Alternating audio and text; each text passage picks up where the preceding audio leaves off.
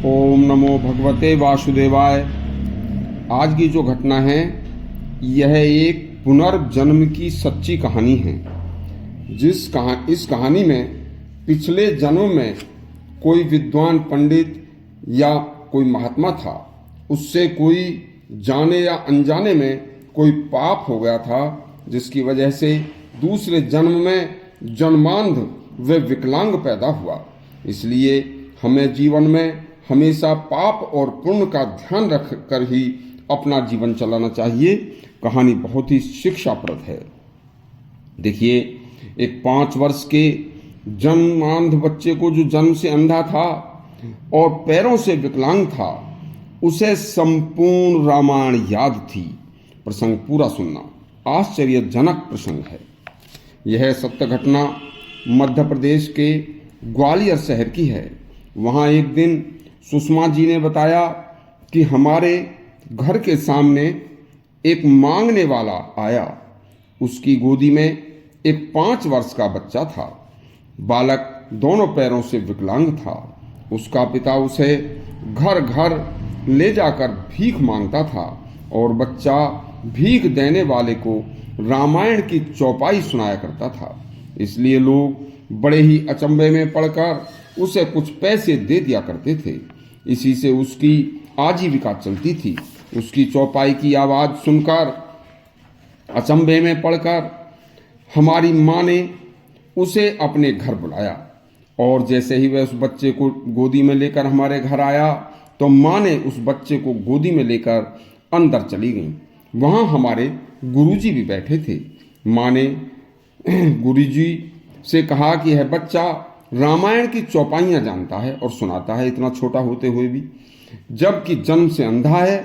माँ ने उसे इतना कहकर जैसे ही गलीचे पर उतारा तो गलीचे पर पैर लगते ही वह चिल्ला पड़ा, अरे हटाओ इसे, नीचे बैठूंगा। हमने गलीचा हटा दिया तो बच्चा फर्श पर बैठ गया। तभी गुरुजी बोले, तुम रामायण जानते हो बच्चे? बच्चा बोला कि हाँ, रामायण जानता हूँ। तो सुनाओ। तो बच्चा बोला, पहले मुझे रामायण मेरे हाथ में दो। हमने उनके हाथ में रामायण दी तो रामायण हाथ में पकड़कर बच्चे ने भक्ति पूर्वक सिर झुकाया और थोड़ा ध्यान करके बोला, बताओ कहाँ से सुनाएं? तो गुरुजी ने एक आधी चौपाई सुनाई। बस आधी चौपाई सुनते ही बच्चे ने आगे सुनाना शुरू कर दिया। और बस होता क्या है कि गुरुजी उसे मिलाते रहे, एक एक शब्द ठीक था। वो जहाँ से भी कहते बच्चा वहीं से रामायण सुनाना शुरू कर देता और चौपाई सुनाता था। यानी उसे संपूर्ण रामायण कंठस्थ याद थी, और चाहे कहीं से भी पूछो। इसके बाद उसने गीत गोविंद तथा रावण कृत शिव तांडव स्तोत्र भी सुनाया, जो कि एक एक अक्षर सही था। उससे पूछा कि तुम पहले कौन थे और कहाँ रहते थे, यह कुछ पता है? बताइए। तो बच्चा बोला, मेरा चिमटा रह गया है, उसे मैं गाढ़ कर आया हूँ, उसे मंगवा दो। गुरुजी बोले, कहाँ रखा है आपका चिमटा? तो बच्चा बोला कि मार्कंडेय आश्रम में है। उन्होंने पूछा कि कहाँ पर है भैया मार्कंडेय आश्रम? यदि तुम हमें सही पता बता दो तो हम तुमको वहीं मार्कंड आश्रम पहुंचा देंगे। तो बालक इस बात को टाल गया और बोला कि बिल्ली दूध पी गई, और बोला कि मेरा बाप मुझे घर घर घुमाता है और बेकार में परेशान करता है। इतना कहकर बच्चा चुप हो गया और कुछ ध्यान सा करने लगा। हमने उसके पिता से जब उसके बारे में पूछा तो उसने बताया कि जन्म से अंधा पैदा हुआ था और इसके पैर भी जन्म से बहुत कमज़ोर थे। यह प्रतिदिन सुबह 4 बजे उठ जाता है, और जब इसे उठता है तो इसे बोलकर पता ना क्या मन ही मन कुछ पाठ करता रहता है, और इसका रोज का यह नियम है।